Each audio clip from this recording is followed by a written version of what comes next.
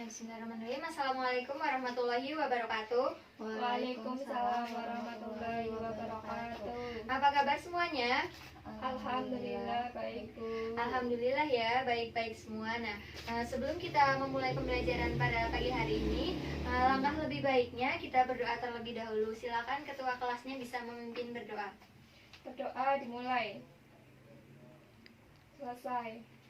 Semoga dengan berdoa kita diberi kelancaran sampai akhir dalam mempelajari materi pada hari ini.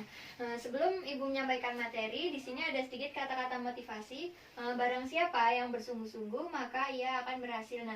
Jika kalian mengikuti pembelajaran ekonomi pada hari ini dengan baik dan bersungguh-sungguh, maka bukan tidak mungkin kalian bisa mencerna pembelajaran hari ini dengan baik pula. Sebelum pembelajaran dimulai juga, di sini Ibu ingin bertanya, di lingkungan kalian pasti pernah melihat ada mas-mas atau mbak-mbak atau bapak-bapak yang usianya kira-kira sudah 20 tahunan, tetapi mereka tetap di rumah saja, atau mereka itu masih suka nongkrong-nongkrong seperti itu. Biasanya mereka itu disebut apa? Pengangguran Bu. Iya, betul sekali, disebut dengan pengangguran. Materi yang akan kita bahas juga itu terkait dengan masalah pengangguran. Pada pertemuan minggu lalu, Ibu sudah memberi kalian tugas untuk mencari atau membaca materi yang akan Ibu sampaikan pada hari ini. Apa kalian sudah belajar semua? Sudah Bu. Iya, kebanyakan sudah belajar semua ya.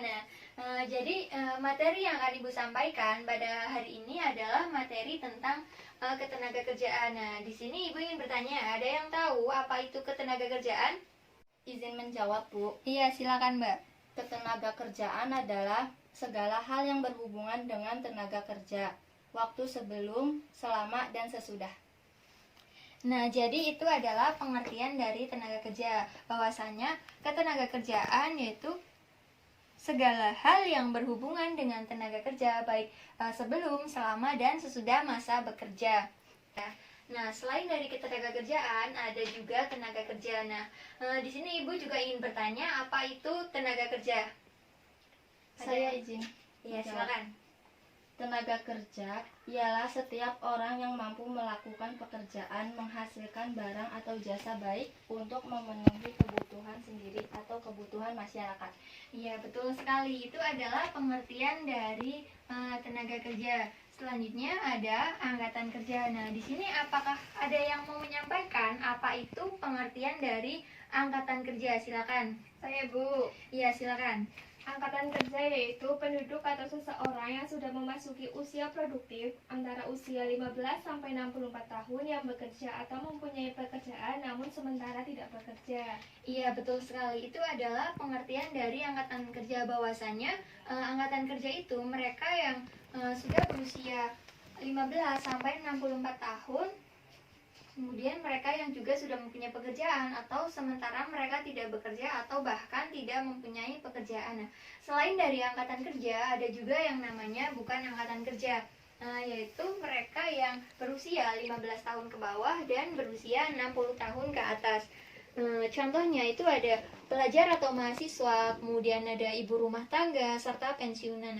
Kenapa pelajar atau mahasiswa itu disebut bukan angkatan kerja? Jadi mereka itu masih mengenyam pendidikan untuk memperoleh keterampilan atau ilmu pengetahuan sebelum mereka mendapatkan sebuah pekerjaan di masa yang akan datang. Kemudian juga ada ibu rumah tangga. Ibu rumah tangga disebut juga bukan angkatan kerja karena mereka melakukan pekerjaan tetapi mereka tidak mendapatkan pendapatan. Yang terakhir adalah pensiunan. Jelas saja pensiunan itu disebut bukan angkatan kerja karena biasanya usia mereka itu di atas 64 tahun. Seperti itu ya. Ada materi tentang jenis-jenis tenaga kerja. Jenis-jenis tenaga kerja itu ada tenaga kerja berdasarkan sifatnya, kemudian berdasarkan keahliannya. Jika berdasarkan sifatnya, itu ada tenaga kerja jasmani dan tenaga kerja rohani. Jadi tenaga kerja jasmani itu adalah tenaga kerja yang dalam melakukan pekerjaannya itu lebih banyak mengandalkan tenaga daripada menuangkan ide-ide mereka. Sedangkan tenaga kerja rohani adalah tenaga kerja yang dalam melakukan pekerjaannya itu mereka lebih banyak mengandalkan ide-ide atau gagasan-gagasan yang akan mereka sampaikan atau mereka lakukan untuk melakukan sebuah proses produksi. Nah, kemudian berdasarkan keahliannya itu ada tenaga kerja terdidik, kemudian tenaga kerja terlatih, dan yang terakhir adalah tenaga kerja tidak terdidik dan tidak terlatih. Tenaga kerja terdidik itu sendiri yaitu tenaga kerja yang sebelum mendapatkan pekerjaan mereka itu harus melalui proses pendidikan terlebih dahulu untuk mendapatkan sebuah pekerjaan. Nah, selanjutnya ada tenaga kerja terlatih. Tenaga kerja terlatih itu adalah tenaga kerja yang sebelum mendapatkan pekerjaan mereka harus melakukan pelatihan atau melakukan pengalaman kerja terlebih dahulu untuk mendapatkan sebuah pekerjaan. Nah, sedangkan tenaga kerja tidak terdidik dan tidak terlatih adalah tenaga kerja yang tidak perlu mengenyam pendidikan untuk mendapatkan suatu pekerjaan atau pelatihan terlebih dahulu. Jadi mereka itu secara otodidak atau secara tidak langsung mereka akan terbiasa melakukan pekerjaan tersebut. Nah, selanjutnya dari ketenaga kerjaan itu pasti ada timbul sebuah masalah-masalah dari ketenaga kerjaan. Nah, yang pertama itu adalah rendahnya kualitas tenaga kerja, kemudian kurangnya kesempatan kerja, penyebaran tenaga kerja yang tidak merata, kemudian ada yang terakhir adalah pengangguran. Nah, rendahnya kualitas tenaga kerja itu ini bisa menyebabkan juga pengangguran karena mereka akan memiliki kurangnya pengetahuan, kurangnya keterampilan yang mereka miliki, kemudian kurangnya keterampilan dan keahlian yang mereka miliki juga. Lalu yang kedua ada kurangnya kesempatan kerja. Jadi lapangan pekerjaan yang tersedia itu sedikit, baik yang disediakan oleh pemerintah maupun perusahaan. Kemudian ada penyebaran tenaga kerja tidak merata. Nah, jadi misalnya di suatu wilayah terdapat banyak tenaga kerja, namun di wilayah lain tenaga kerjanya itu sedikit. Jadi perlu adanya pemerataan dari tenaga kerja agar merata, agar tidak di sebelah sini ada yang banyak tenaga kerjanya, kemudian di daerah sini tenaga kerjanya berkurang.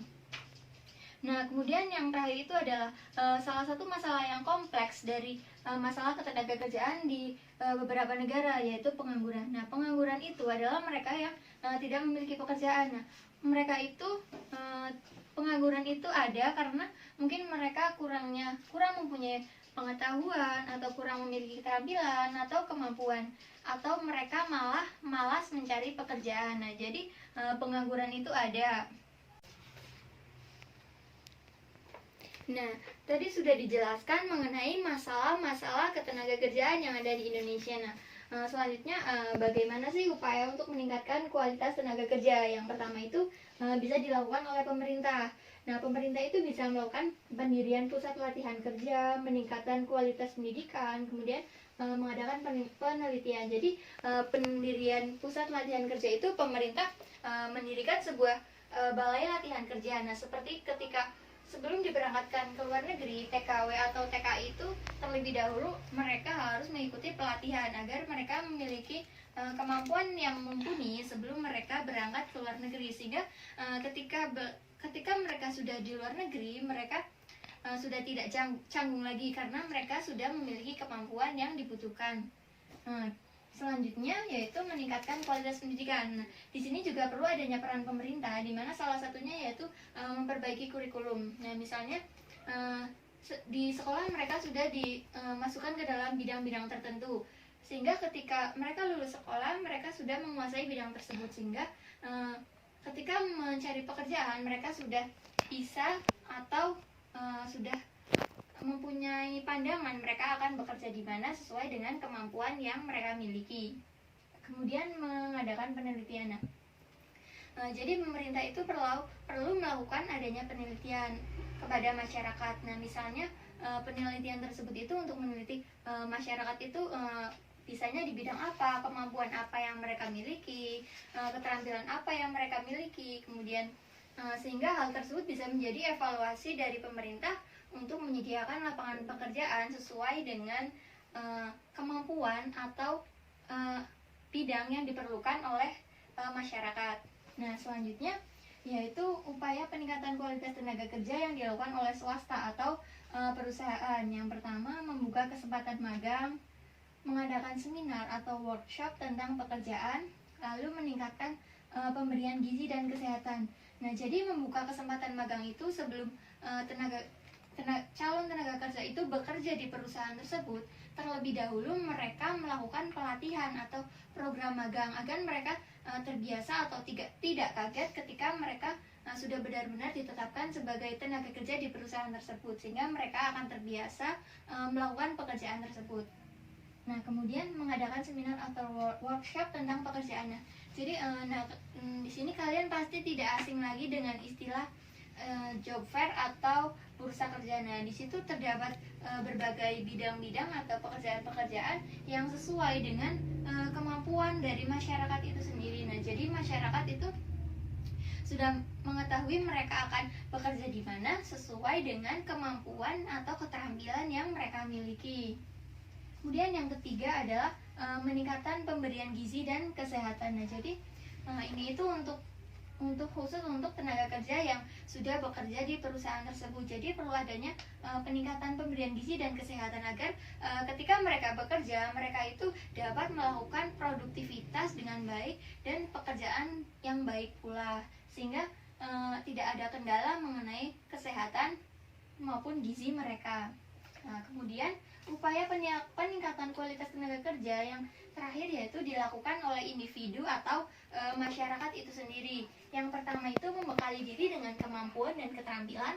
Kemudian yang kedua yaitu menanamkan jiwa kewirausahaan atau jiwa wirausaha. Nah, membekali diri dengan kemampuan atau keterampilan itu seperti masyarakat itu melakukan pelatihan terlebih dahulu sebelum mereka melamar pekerjaan atau mencari pekerjaan sesuai dengan kemampuan dalam diri mereka atau sesuai dengan pelatihan yang mereka ikuti.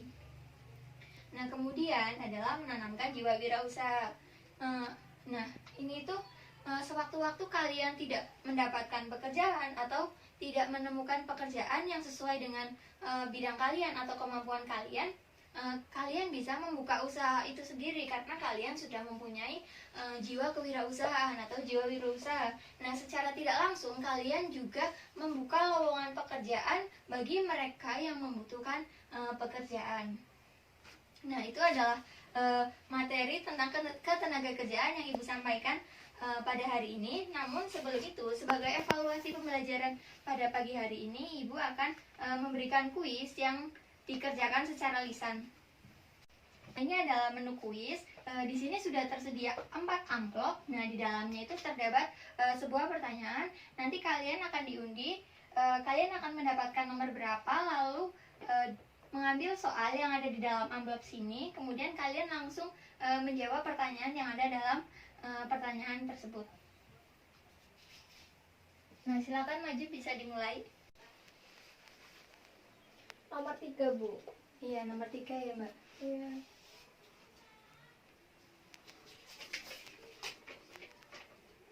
Pertanyaannya, apa yang dimaksud dengan tenaga kerja dan kesempatan kerja?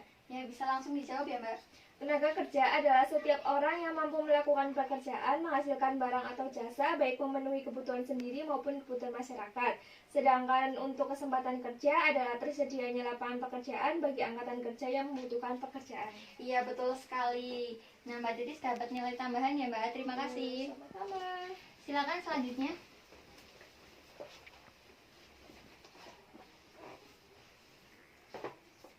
Dapat nomor 1, Ibu. Oh iya, silakan diambil pertanyaannya.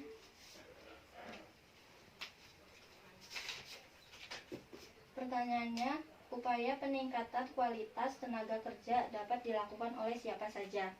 Ya, bisa disebutkan ya oleh siapa saja. 1. Pemerintah. 2. Pihak swasta. 3. Individu. Iya, betul sekali. Dapat nilai tambahan ya, Mbak. Ya, jadi itu adalah materi pada pagi hari ini mengenai ketenaga kerjaan. Nah, tidak terasa kita sudah memasuki penghujung pembelajaran pada pagi hari ini. Nah, jadi Ibu mohon maaf apabila ada kalimat yang tidak atau kurang tepat. Ibu mohon maaf. Sekian. Wassalamualaikum warahmatullahi wabarakatuh. Waalaikumsalam warahmatullahi wabarakatuh. Terima kasih, Bu.